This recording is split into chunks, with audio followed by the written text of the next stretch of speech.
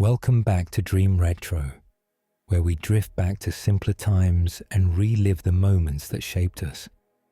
Close your eyes for a moment and remember the crinkle of a paper bag, the smell of French fries mixing with that distinct plastic scent of a brand new toy still in its wrapper. Remember the anticipation as small fingers tore through cardboard and cellophane, revealing which character you got. Remember the joy or the crushing disappointment, depending on whether it was the one you needed to complete your collection. For millions of us who grew up between the 1980s and early 2000s, fast food toys and cereal prizes weren't just throwaway promotional items. They were currency, status symbols, obsessions, and most importantly, they were magic.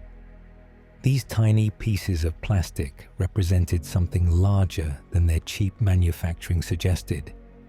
They were portals to our favorite fictional universes, tangible connections to the characters we loved on Saturday morning cartoons, and the subjects of elaborate trading negotiations conducted in elementary school cafeterias and suburban backyards. This is the story of those toys. Not just what they were, but what it felt like to want them, hunt for them, and finally hold them in your hands.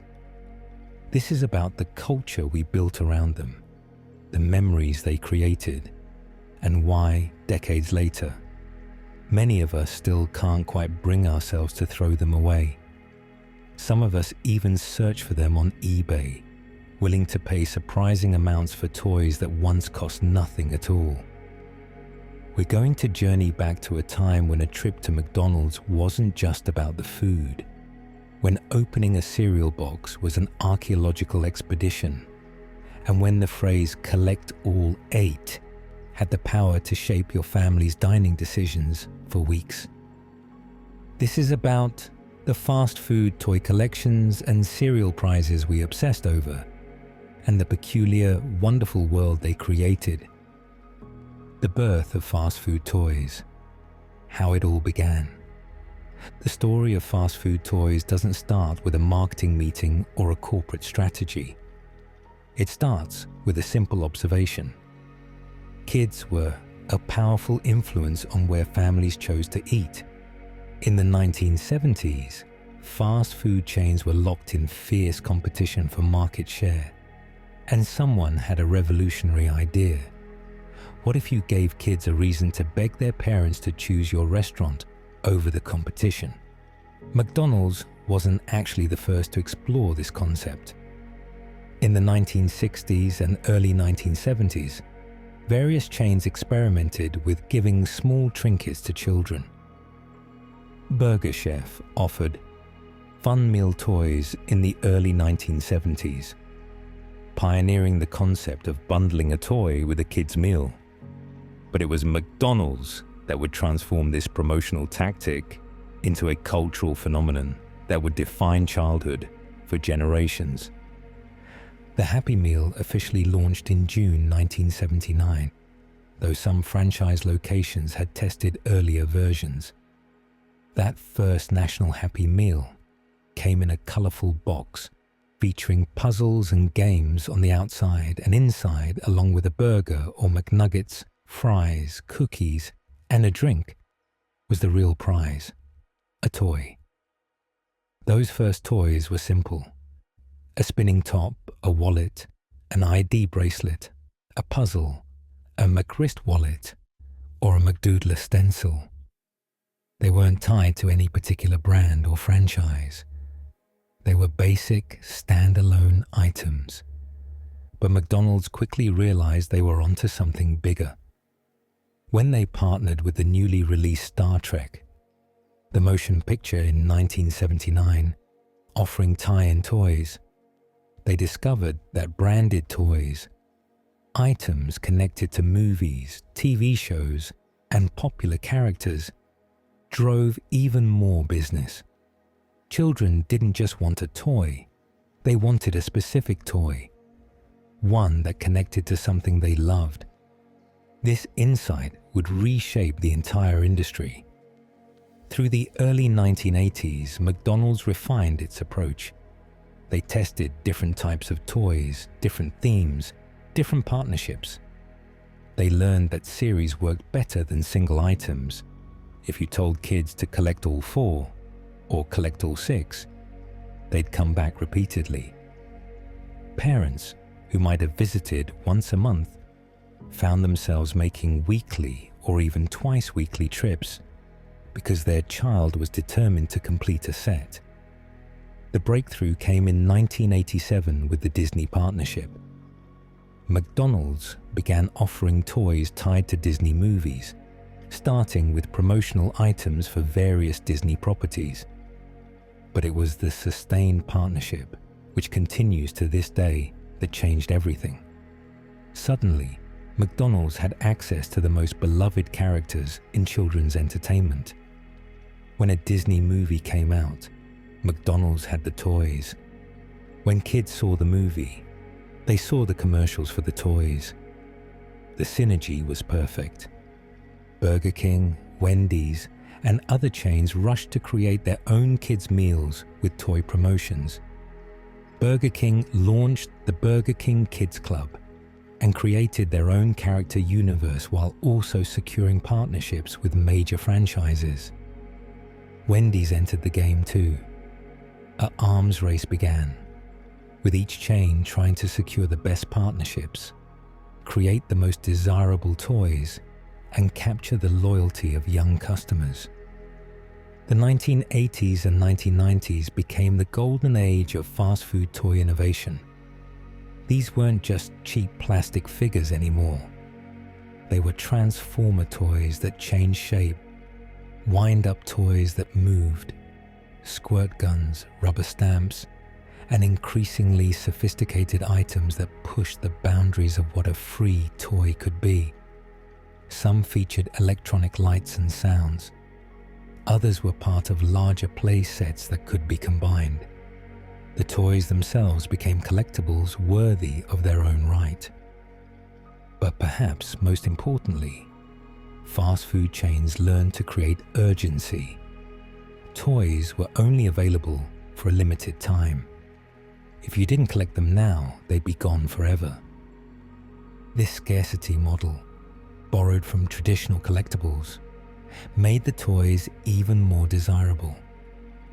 Kids weren't just collecting toys, they were racing against the clock. The business model was brilliant. The toys cost pennies to produce in bulk, but they drove billions in sales. Parents who might have cooked at home found themselves at McDonald's or Burger King multiple times a week. The toy wasn't just a bonus, it became the primary reason for the visit, with the food almost secondary. And while the toys were officially free with purchase of a meal, everyone understood the real economics.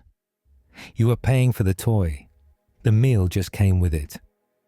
The golden age, when every week brought something new.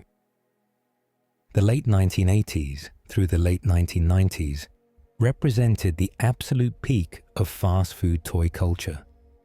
This was the era when it seemed like every major entertainment franchise had a Happy Meal or Kids Meal promotion. Turn on Saturday morning cartoons, and you'd see commercials for the latest set. Walk into school, and kids would be trading duplicates in the hallway before the first bell. McDonald's led the charge with an aggressive strategy of constant rotation. Every few weeks, sometimes every couple weeks, a new promotion launched. One month it was Barbie and Hot Wheels with different vehicles and dolls. The next month brought Teenage Mutant Ninja Turtles with plastic figures of the heroes in a half shell. Then came Batman Returns with miniature Batmobiles and characters. Then Space Jam. Then Beanie Babies, oh the Beanie Babies.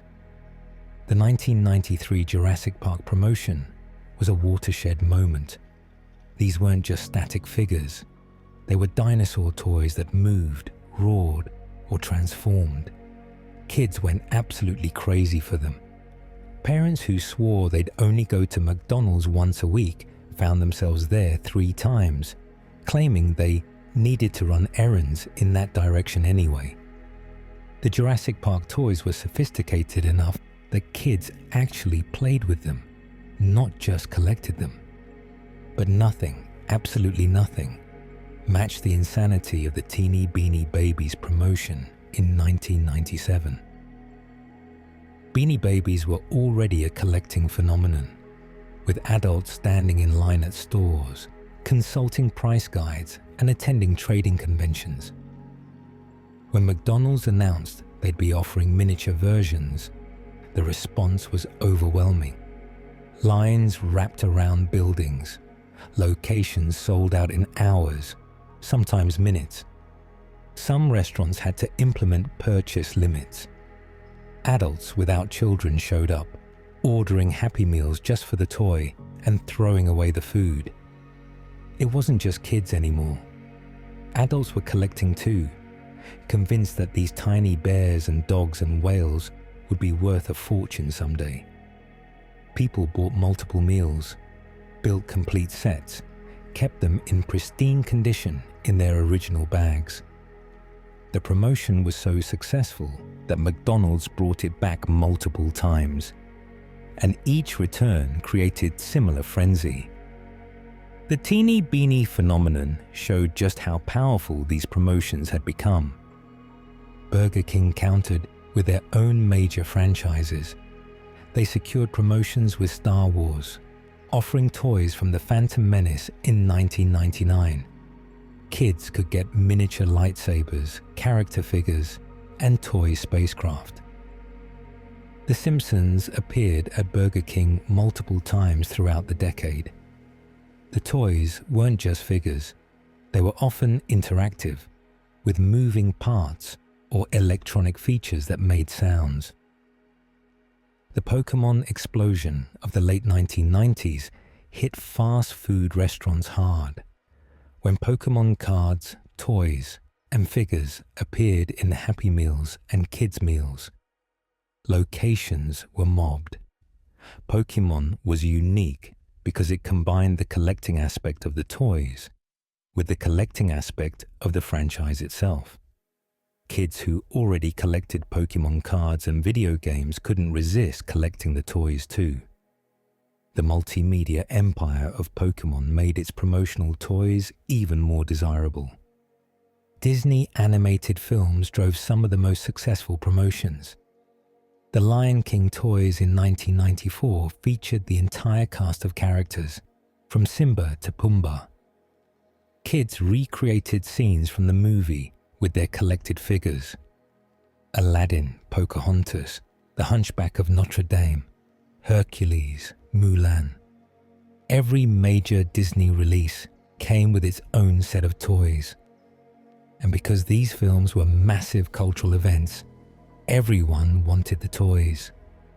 The toy quality improved dramatically during this era.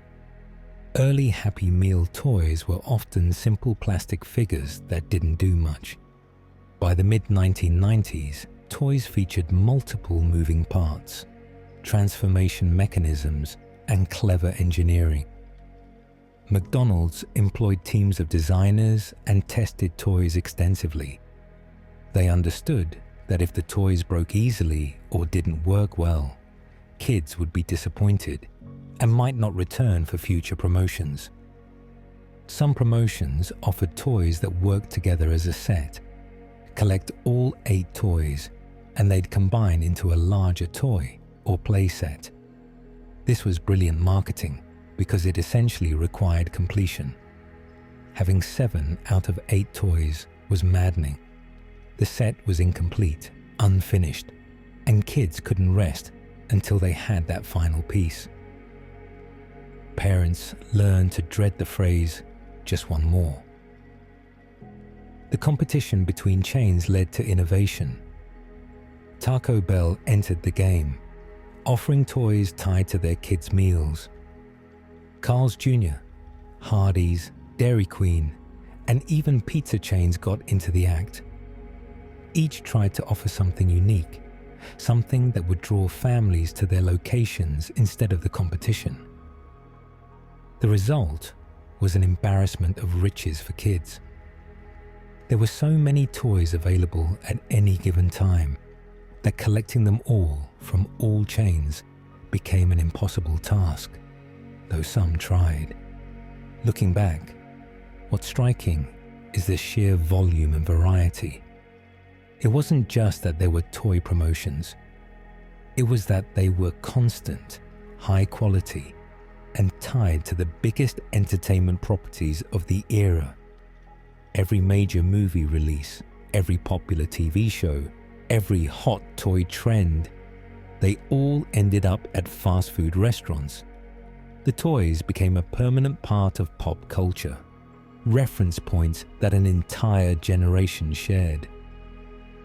Cereal box prizes, the breakfast treasure hunt.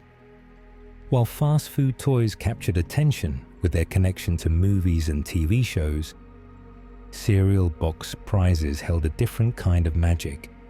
They weren't advertised as heavily, and you couldn't just ask for them. You had to buy the whole box, bring it home, and then, this was the crucial part, plunge your hand deep into the cereal, digging through flakes and sugar clusters, searching blindly for that plastic-wrapped treasure hidden within. The cereal box prize has roots going back to the early days of breakfast cereal itself. In the 1910s and 1920s, cereal companies began including small prizes to drive sales. These early prizes were simple: stamps, cards, small toys. But the concept was the same. Give customers, especially children, a reason to choose your brand over the competition. By the 1950s and 1960s, cereal prizes had become more sophisticated, with companies offering everything from decoder rings to toy submarines that actually worked in your bathtub. The 1980s and 1990s saw cereal prizes reach their peak. Companies like General Mills, Kellogg's, and Post competed fiercely for shelf space and customer loyalty. The prize inside became as important as the cereal itself, sometimes more so. Kids would stand in the cereal aisle at the grocery store, ignoring their parents' suggestions about nutrition and fiber, focused entirely on what toy came inside the box. The beauty of cereal prizes was their element of surprise. Unlike Happy Meal toys, which were displayed behind the counter or advertised in commercials, cereal prizes were hidden. The box might show you what you could get, but you didn't know exactly which variant you'd receive until you found it. Some boxes contained one of several different toys. This randomness added to the excitement and encouraged repeat purchases. If you got duplicate prizes, you needed to buy another box. Some prizes became legendary. The CD-ROM games that came in cereals in the late 1990s and early 2000s were remarkably generous.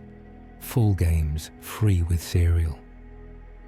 Chex Quest, a full-length first-person shooter game that parodied Doom, came in boxes of Chex cereal. It was surprisingly well made and became a cult classic. Other cereals offered interactive CDR-OMS with games, activities, and exclusive content from popular franchises. Cap'n Crunch offered treasure chests that supposedly contained real treasures, plastic gold coins, gems, and maps. The pirate theme of Cap'n Crunch made this particularly fitting. Kids would carefully open the plastic chest, examine their loot, and create elaborate treasure hunting games. The toy transformed breakfast from a mundane routine into an imaginative adventure. Lucky Charms periodically offered actual charms, small plastic or rubber versions of the marshmallow shapes from the cereal.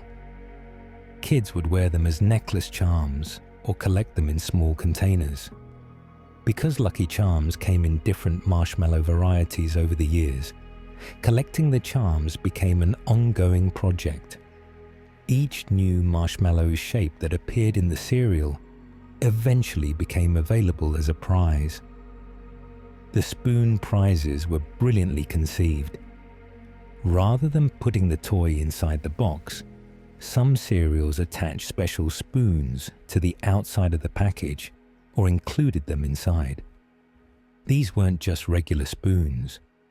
They were color-changing spoons, character-themed spoons, spoons with games or mazes on the handles, or spoons that were also whistles.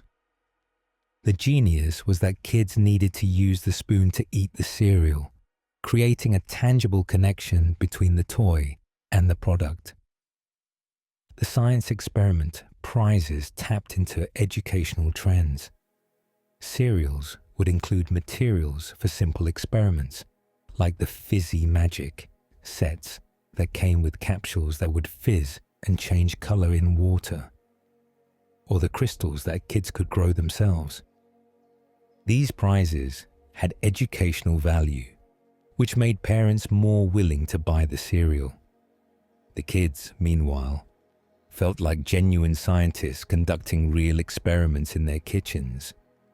Some of the most sought-after prizes were those tied to major franchises. When Star Wars Episode I came out, cereals featured character toys, mini posters, and trading cards. Pokémon appeared in multiple cereal brands, with toys, cards, and stickers. Nickelodeon properties like Rugrats and SpongeBob SquarePants appeared regularly. These branded prizes had the same appeal as fast food toys, but with the added adventure of the hunt. The mail-in offers represented the pinnacle of cereal prize commitment. The back of cereal boxes would advertise special prizes available if you collected multiple proof of purchase seals and mailed them in with a small handling fee. These prizes were often larger and higher quality than the box prizes. Actual watches, board games, videos, t-shirts, or elaborate toy sets. Kids would save their box tops for months, carefully cutting them out and storing them until they had enough. Sending away for the prize was its own ritual. Addressing an envelope, putting in your carefully saved proofs and money, and then waiting 6 to 8 weeks for delivery. When the package finally arrived, it felt like Christmas. The hunt for the prize created a unique experience. Opening a new cereal box was always exciting, but the real adventure came next. You'd open the bag carefully so cereal wouldn't spill everywhere, though it usually did, and peer inside, trying to spot the prize. Often you couldn't see it. It had sunk to the bottom during shipping, or it was buried under pounds of cereal. So you'd reach in, feeling around, your hand disappearing into the depths of cornflakes or wheat squares. Sometimes the prize was right there, easy to grab. Other times you'd have to commit fully, your entire arm submerged in cereal, stretching toward the bottom of the bag, fingers searching blindly. Your siblings might be watching, waiting for their turn, or arguing about who got to find it. When your fingers finally closed around the plastic package, the triumph was real. You'd pull it out, often bringing half the box's contents with you, cereal scattering across the counter and floor.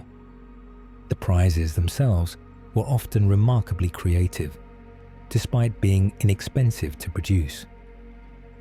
Tiny plastic harmonicas that actually played notes, rubber stamps featuring characters from the cereal box, maze games the size of a credit card, glow-in-the-dark stickers, temporary tattoos that kids would immediately apply, wearing their favorite cereal mascot on their arm for days.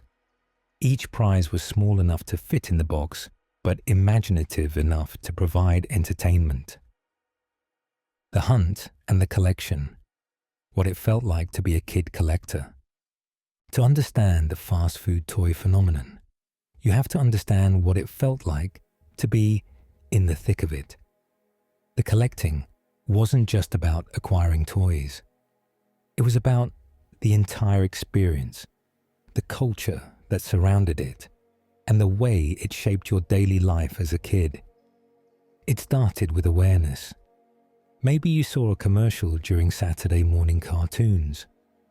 The announcer's voice, always enthusiastic, would declare that a new set of toys was available for a limited time only at McDonald's or Burger King.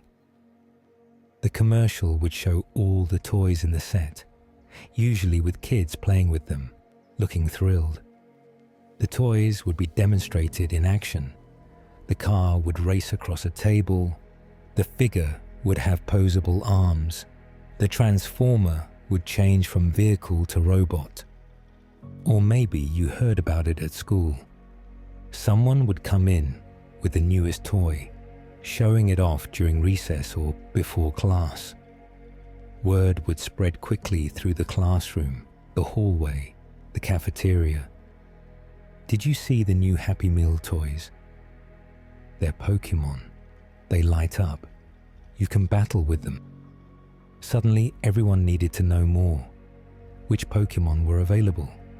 How many were in the set? When did they start? How long would they last? The first visit to get the first toy was always special. Maybe your family was already planning to go out for dinner, and you successfully lobbied for McDonald's instead of somewhere else. Maybe you convinced a parent that you deserved a treat after a good report card or a successful soccer game. Maybe it was Friday night, the end of a long week, and your mum didn't feel like cooking. Whatever the reason, you were going, and you were getting that toy. The car ride there was filled with anticipation. You might bring the commercial's mental inventory, listing which toy you hope to get. I want the blue one, or the one that transforms. Please let them have that one. You'd arrive at the restaurant, barely able to contain your excitement. The smell of French fries would fill your nostrils as you walked through the door. But your eyes were scanning for the promotional display, the poster showing the available toys. Ordering was a strategic process. You'd ask, politely but urgently, if they had the toys. Are there whatever franchise toys available? The answer was usually yes, but sometimes devastating. They'd say they'd sold out, or they hadn't received them yet. If they had them, the next question was crucial. Can I see what toys you have? Or, which one comes in the meal? Some restaurants let you choose. Others gave you whatever they had next in the bin. If you couldn't choose, getting your meal was a gamble. You'd sit down with your bag, the toy still wrapped, and carefully open it. The plastic might be clear, letting you see what you got, or it might be opaque, requiring you to fully open it before finding out. The moment of revelation was intense. If it was a toy you wanted, especially one you didn't already have, pure joy would flood through you. You'd immediately open it fully, examine every detail, try out any moving parts or features. But if it was a duplicate, disappointment would set in. Not anger exactly, but a kind of deflation. You already had this one. Now you had two. This meant you'd need to come back again to get a different toy, and there was no guarantee the next visit would yield something new. Still, having a duplicate wasn't completely bad. It meant you had one to trade. Trading was a massive part of the culture. The school cafeteria became an informal trading floor. Kids would bring their duplicate toys, displaying them on the lunch table. I've got an extra Pikachu. I'll trade for Meowth or Charmander. Negotiations would commence. Was a simple figure worth the same as a toy with electronic features? Was a popular character worth more than a minor one? Complex toy economy systems emerged, with kids developing an intuitive sense of value and scarcity. Sometimes you'd trade toys you actually wanted, sacrificing one favorite to get another that was even more desired. These were difficult decisions. You'd hold two toys, weighing them literally and figuratively, trying to determine which one you wanted more. The one you kept would be treasured. The one you traded away might haunt you with regret, especially if you later changed your mind about its value. Completing a set was the ultimate goal, and completing it was genuinely difficult. The last one or two toys in any set were always the hardest to obtain. You'd go to the restaurant multiple times, and somehow you'd keep getting the same 2 or 3 toys, never the one missing piece you needed. It felt rigged, though it was probably just probability and coincidence. The frustration mounted with each duplicate. You'd start to wonder if maybe this location never received that particular toy, or if everyone else had already taken them all. When you finally got that last toy, the sense of completion was profound. You'd line them all up, the complete set, arranged by size or color or character. You'd take a moment to simply look at them, appreciating what you'd accomplished. All the trips, all the trades, all the waiting, it had paid off. The set was complete. You could stop now. You could rest. Except you usually didn't stop, because a few weeks later, a new set would debut, and the cycle would begin again. The toys themselves became integrated into your daily play. Fast food toys weren't usually as high quality as toys from toy stores, but that didn't matter. They were still vehicles for imagination. The small Pokemon figures would battle each other on your bedroom floor. The Hot Wheels cars would race down improvised tracks made from books and rulers. The Barbie dolls would join your existing Barbie collection, maybe even becoming favorite characters despite their smaller size and limited articulation. Some toys were surprisingly durable, surviving years of play. Others broke quickly, a leg snapping off or a wheel coming loose. But even broken, they might remain part of your collection. You tried to fix them with tape or glue, or you'd adapt your play to work around the damage. That Buzz Lightyear with the missing arm became the battle-damaged version in your stories. The toys lived in various places. Some kids had special bins or boxes for their fast food toy collections, keeping them separate from regular toys. Others integrated them completely, letting the McDonald's toys mix with everything else. Some toys stayed in your room. Others traveled with you, fitting perfectly in pockets or backpacks. You might bring a few to school, though you risked losing them or having them confiscated by a teacher. Parents had varying attitudes toward the collections. Some parents understood and supported the collecting, even getting invested themselves. They'd ask which toys you still needed, help you strategize about when to visit restaurants, and make special trips specifically for toy hunting. Other parents were less enthusiastic, frustrated by the repeated requests to visit fast food restaurants, annoyed by the accumulation of plastic toys that created clutter. You have so many toys already. Do you really need more? Yes. Yes, you did. These were different. These were special. The end of a promotion was bittersweet. The restaurant would rotate to new toys, and the old set would be gone forever from stores. If you hadn't completed your set, you'd missed your chance. at least until you might find the missing toys on the secondary market years later, long after childhood. But even if you had completed the set, there was a sense of loss. That chapter was over. The hunt was finished. The toys would now transition from active collecting to passive ownership, becoming part of the permanent archive of your childhood. Iconic collections that define generations. Certain toy promotions transcended the typical limited time only fast food giveaway and became genuine cultural phenomena that people still remember decades later. These weren't just successful promotions, they were defining moments that shaped how an entire generation experienced childhood. The 1988 Transformers Happy Meal toys hold a special place in memory, particularly for older millennials and Generation X.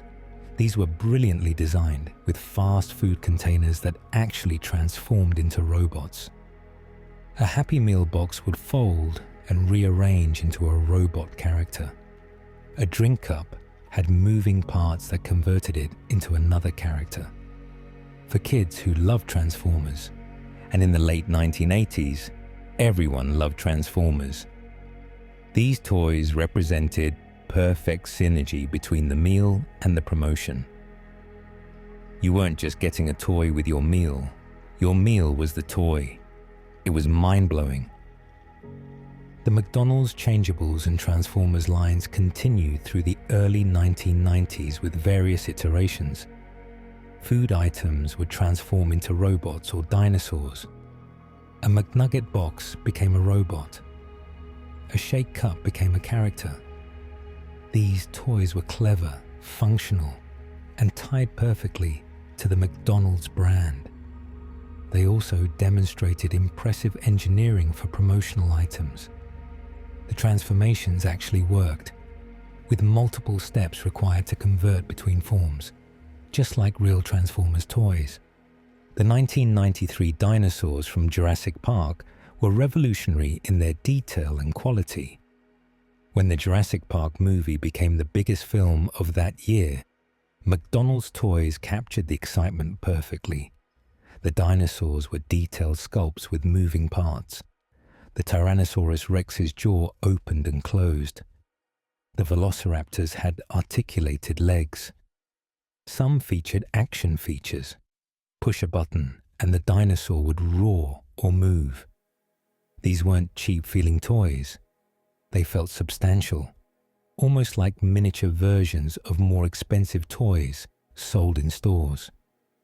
Kids who got these toys didn't just collect them.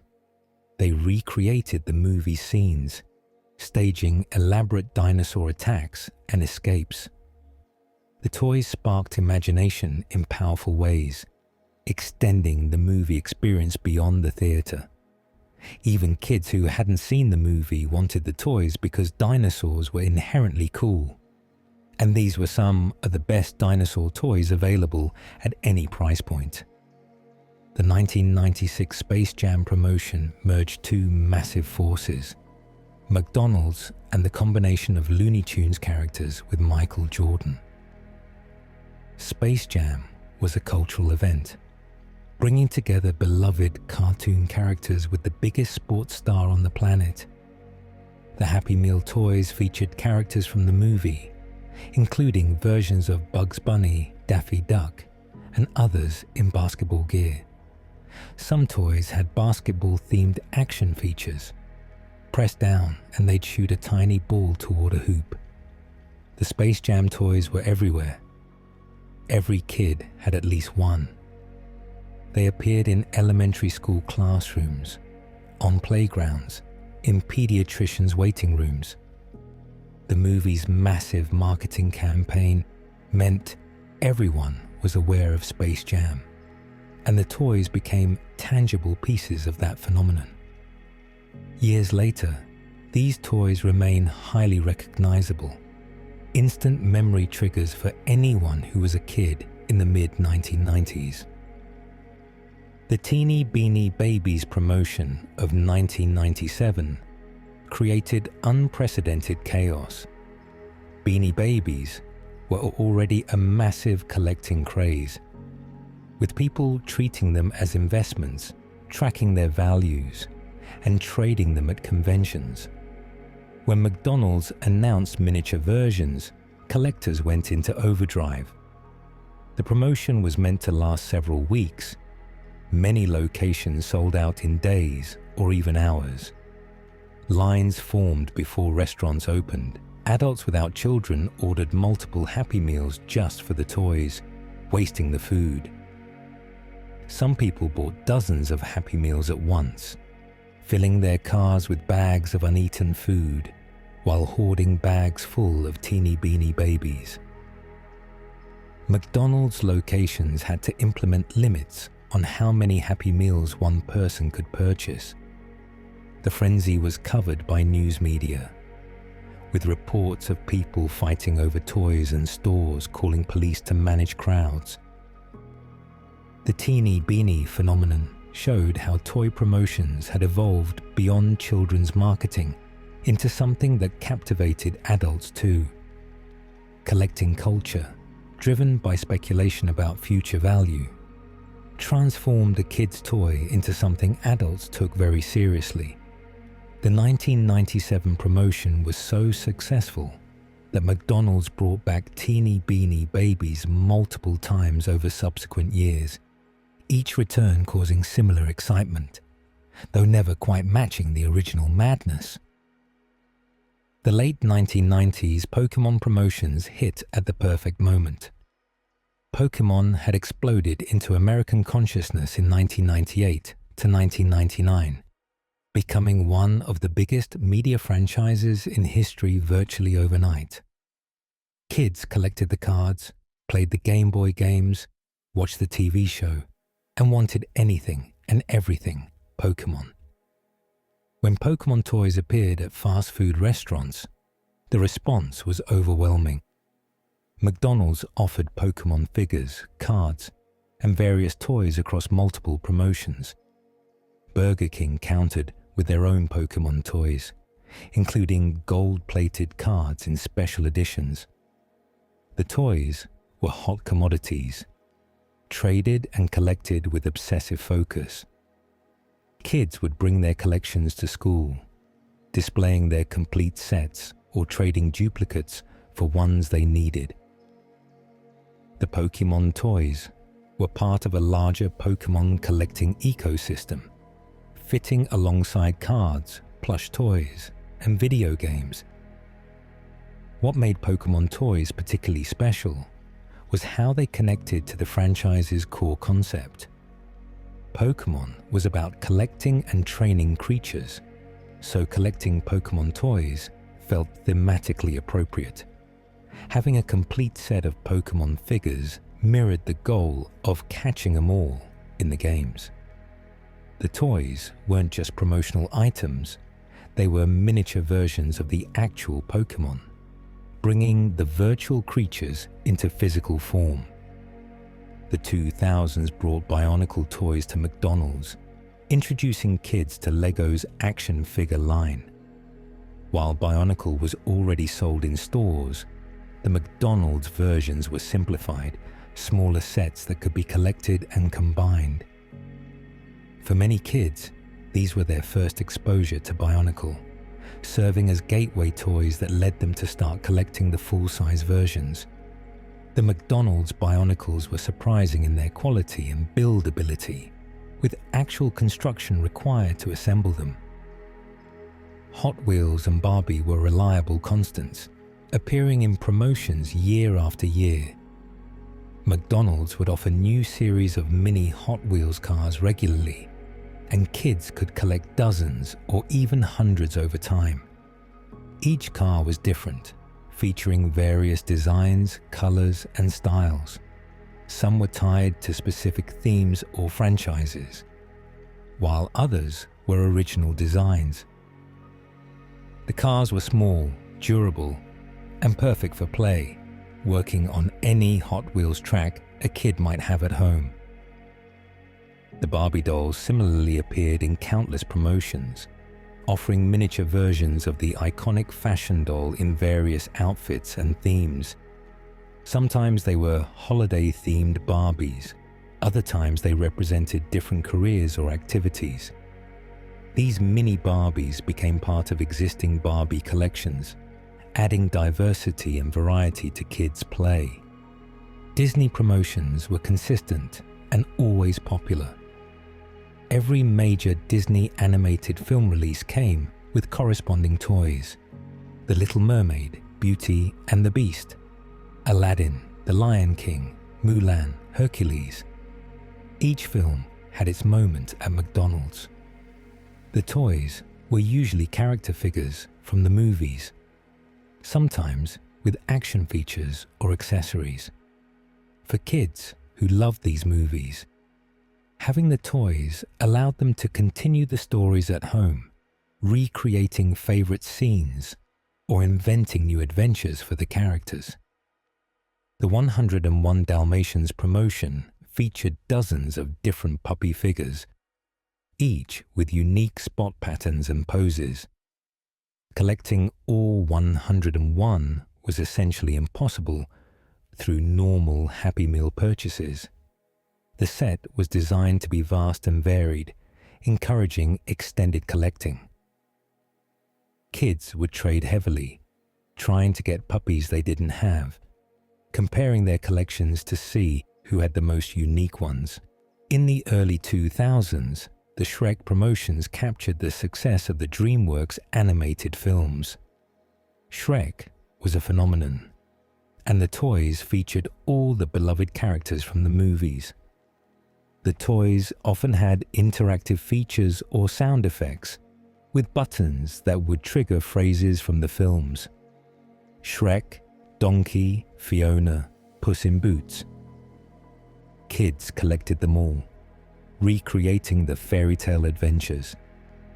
What united all these iconic collections was how they transcended being mere promotional items.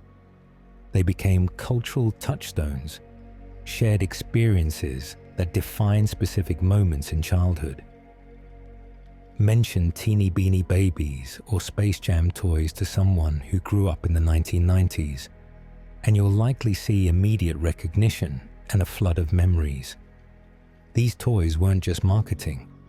They were part of the texture of growing up, small plastic time capsules that contained entire eras of our lives. The experience, a sensory and emotional journey into memory. To truly understand what these toy collections meant, we need to go deeper than dates and franchises. We need to remember what it actually felt like. The memories aren't just about facts. They're about feelings, sensations, and specific moments that made collecting these toys such a powerful part of growing up. Remember walking into McDonald's on a Friday evening, your hand small in your parents' hand, automatic doors whooshing open. The lighting was bright, almost harsh, fluorescent tubes humming overhead, floor tiles patterned in red and yellow, occasionally sticky from spilled soda. The air had a distinctive smell: cooking oil, salt, beef, and something plasticky that meant McDonald's, as surely as the golden arches. The sounds were specific too. Registers beeping, muffled family conversations, sizzling from behind the counter. Sometimes music played from overhead speakers. Your shoes squeaked against tile as you walked toward the counter, and you could hear paper bags rustling, plastic lids snapping onto cups. But your focus was singular. Your eyes scanned for the promotional display, a colorful poster behind the counter or cardboard stand-up showing the current toys. There they were, photographed against bright backgrounds, looking impossibly desirable. Your heart would beat faster.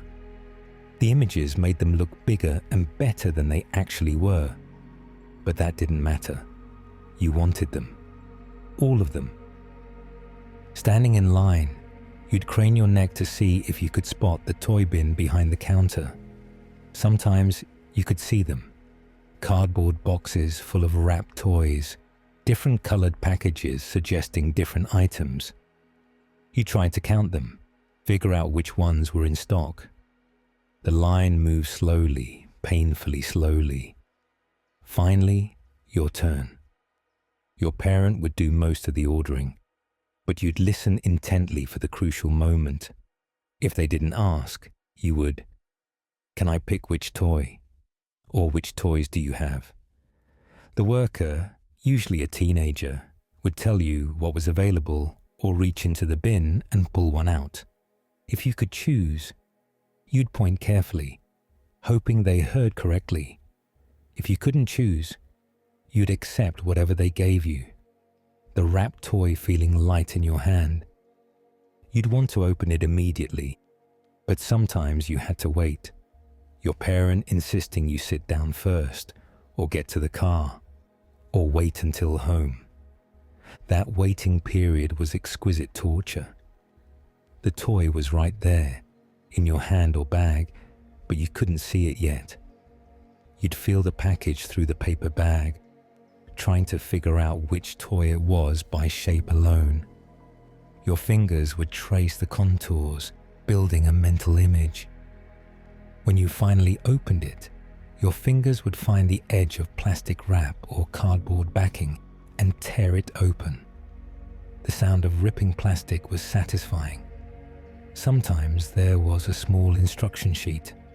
You'd examine everything, the toy from all angles, any moving parts, the colors and details. The toy itself had a specific feel. The plastic was usually smooth but not quite polished, with visible seam lines from injection molding. It was lightweight, hollow if you tapped it. Some had stickers, others had painted details. Paint sometimes wasn't applied perfectly, but these imperfections didn't diminish value. This was yours. If it had movement, wheels, bendable parts, buttons, you'd test every feature immediately. Push the button. Does it click? Roll the wheels. Do they spin? Transform it. Does the mechanism work? Most times everything functioned as intended, sometimes with satisfying clicks as parts locked into place. The texture of vinyl seats in the McDonald's booth, the taste of French fries, salty, hot, slightly greasy, the coldness of the soda cup, all these sensations mixed with the joy of the toy. This was the complete experience, inseparable. Years later, the taste of McDonald's fries would trigger memories of toy collecting, and seeing old toys would bring back the taste of the food. On the car ride home, you'd keep the toy in your hand, examining it in changing light as streetlights passed overhead. You'd plan where it would go, on your shelf with the others, in the bin with similar toys, or brought to school tomorrow to show friends. If you'd gotten a duplicate, you'd feel that mix of disappointment and opportunity. Disappointed not to get something new, but recognizing duplicates were trade currency. Arriving home, you'd add the new toy to your collection. Maybe you displayed them on a shelf, lined up in rows. Maybe they lived in a shoebox or plastic bin. You'd take them all out sometimes, spreading them across your bedroom floor, organizing them by set or type or color. This was satisfying in a deep, almost meditative way, bringing order to your collection, seeing everything you'd accumulated. Some nights, you'd fall asleep with a toy in your hand, the small plastic figure or car clutched in your fingers. You'd wake in the morning and find it still there or dropped in the bed sheets, and you'd hold it again, examining it in morning light, noticing details you hadn't seen before. The cereal box experience had its own distinct feeling. Saturday morning, you'd wake up early for cartoons. You'd pad downstairs in pajamas, the house quiet, heading to the kitchen. The cereal boxes would be lined up on top of the refrigerator or in a cabinet, and you'd select the one with the prize, your prize, because you'd made sure your parents bought this specific cereal. The box would be partially full, lighter than when new. You'd carry it to the table, cereal inside shifting and rustling. Opening the waxy inner bag released that sweet, corny smell. Then you'd begin the search, peering into the bag, trying to spot the wrapped prize. Usually you couldn't see it. The prize had settled to the bottom, buried under pounds of cereal. So you'd reach in, your hand disappearing into the bag, fingers pushing through flakes or puffs. The cereal felt dry and slightly scratchy. You'd dig deeper, your arm submerged to your elbow, reaching bottom corners. Your fingers would finally touch something different. Plastic, smooth, a package distinct from cereal. You'd grab it, pulling it up, bringing handfuls of cereal with it. Cereal would scatter across the table and floor, little pieces bouncing and rolling, but you didn't care. You'd gotten the prize. The plastic package was usually clear or white plastic, sometimes with a small paper insert. Your fingers, slightly dusted with sugar and cereal coating, would work at the package, tearing it open. The toy inside might be in more packaging, cardboard or additional plastic layers. Unwrapping a cereal prize felt like archaeology, like uncovering a deliberately buried treasure. The layers of packaging, the digging through cereal, the reveal. It was ceremonial, a ritual you participated in alone in the quiet house while everyone slept. Think about the conversations these toys spark. At school during recess, groups would huddle together, comparing collections. Do you have the red one yet? I've got 3 blues. Want to trade? I'll trade my green for your blue and yellow. The negotiations were serious, conducted with the gravity of international agreements. You'd consider offers carefully, weighing relative value, thinking about which ones you had, which you needed, which were most desirable. Sometimes trades were simple one-for-one swaps. Other times they were complex multi-toy deals. Trading gave value to duplicates and created a social dimension to collecting. You weren't just accumulating toys. You were participating in an economy, learning negotiation. The kids who had complete sets gained certain status. They weren't just collectors, they were authorities on the promotion. Other kids would ask them questions. How did you get that one? The complete collector might share secrets, information that was valuable, that could help others in their own quests. Remember how protective you were of your favorites. Certain toys rose above others, becoming genuinely cherished possessions. Maybe it was your favorite character, or the hardest to find, or simply the most fun to play with. This toy went everywhere with you for a while. It sat on your desk during homework. It rode in the car cup holder. It went to Grandma's house. These special toys accumulated memories of their own. The tiny scuff marks and paint chips became part of their character, evidence of shared adventures.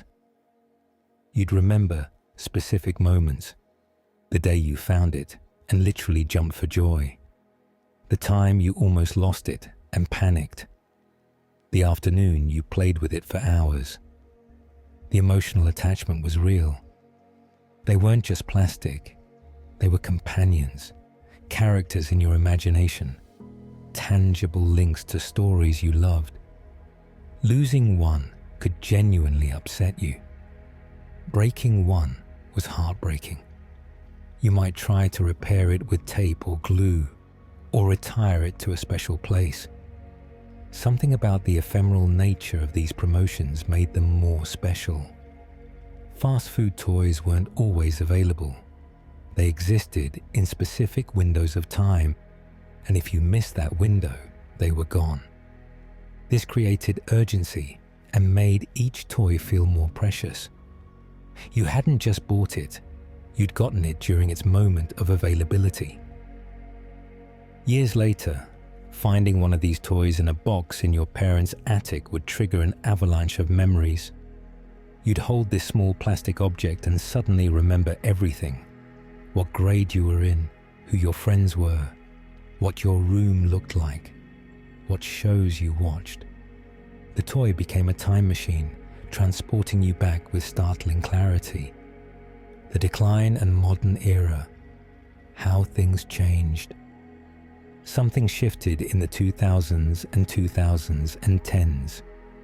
The golden age of fast food toys and cereal prizes began to fade, transforming into something different that didn't quite capture the same magic. Multiple factors contributed to this change. Growing concerns about childhood obesity focused attention on fast food marketing to children. Critics argued that using toys to lure kids to restaurants was unethical, encouraging unhealthy eating habits. Some advocacy groups pushed for restrictions. Environmental awareness grew, and plastic toys began to be viewed less as fun collectibles and more as wasteful junk destined for landfills. The sustainability movement questioned whether we should produce millions of small plastic toys that would ultimately be discarded. Some jurisdictions implemented or considered regulations. In 2010, Santa Clara County, California passed a law requiring children's meals with toys to meet certain nutritional standards. San Francisco enacted similar legislation. In 2012, Chile banned toys in kids' meals altogether. The rise of digital entertainment changed children's interests. While 1990s kids played with physical toys, 2010s kids increasingly engaged with tablets, smartphones, and video games. A small plastic figure struggled to compete with interactive apps. Fast food companies began experimenting with digital alternatives, apps that unlocked content, online games, virtual rewards instead of physical toys. The quality of toys became more variable. Some promotions featured toys that felt cheaper, less substantial than their predecessors. Parents and kids noticed. The toys broke more easily, had fewer moving parts, felt lighter and flimsier. While 1990s toys often felt like miniature versions of more expensive toys, some later toys felt obviously cheap. Cereal prizes faced similar challenges. Health-conscious parents questioned buying sugary cereals, and companies began reformulating recipes and reducing sugar content. Prizes became less common, and when they appeared, they were often educational or health-focused. Some cereals eliminated prizes entirely, replacing them with on-box promotions, codes to enter online for digital content. Fast food chains experimented with different approaches. Some promotions featured books instead of toys, partnering with publishers. This was laudable educationally, but lacked the same collectability. Other promotions offered healthier alternatives. The toys that were still offered increasingly skewed towards simpler designs, basic figures or simple plastic items rather than elaborate mechanisms. Some classic promotions continued. McDonald's still partners with Disney for major releases, still offers Happy Meal toys, still cycles through franchises. But to those who remember the golden age, something feels different. The promotions don't generate the same cultural excitement. Part of this might simply be that we grew up. What seems ordinary to today's children might seem magical to them. Every generation has its own version of these experiences. But objectively, the landscape has changed. The constant rotation has slowed. The toys themselves are often simpler. Marketing is more restrained. Environmental impact is considered more carefully. The shift toward digital alternatives continues. The collector culture around vintage toys has exploded. While kids still collect current promotions, the secondary market for vintage toys has grown substantially. Adults who grew up in the 1980s and 1990s now seek out toys from their childhood, paying surprising amounts for complete sets in original packaging. Online marketplaces facilitate this trade. Collector communities share information and discuss rarity and value. What was childhood play has become adult nostalgia commerce. Fast food chains have occasionally acknowledged this nostalgia market. McDonald's has done throwback promotions, offering new versions of classic toys from previous decades, marketed to adults as much as children. Modern promotions face challenges their predecessors didn't. Social media allows instant communication about toy availability, removing some mystery. If a particular toy is difficult to find, online communities quickly identify which locations have stock. The expectation of instant gratification has changed the experience too. Environmental initiatives have led to changes in how toys are offered. Some locations now require parents to specifically request toys, rather than including them automatically. Some chains have experimented with returnable toys, sustainable materials, or toys designed for longevity. These changes are probably positive from environmental and health perspectives, but they come with loss. The loss of that particular kind of magic, that specific experience that defined childhood for millions. Why we still remember. The lasting impact of tiny toys. Why do we remember these toys so vividly? Why do people in their 30s and 40s light up when someone mentions Teenie Beanie Babies or Space Jam toys? Why do these small pieces of promotional plastic occupy such significant space in our memories? Part of it is simply nostalgia, the universal human tendency to look back fondly on formative years. These toys are artifacts from that period, physical evidence that it really happened, that we really were young once. But it's more than generic nostalgia. These toys represent something specific about how we experienced childhood in the late 20th century.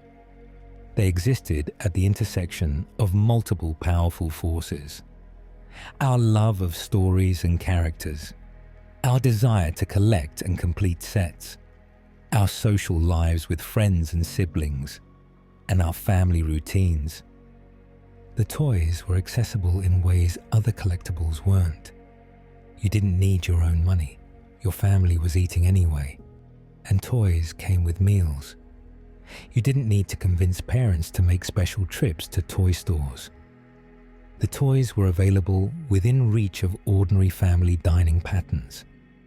This democratized collecting, allowing kids from various economic backgrounds to participate. They connected us to media we loved in tangible ways. Watching Pokemon on TV was one thing. Holding a Pokemon toy was different.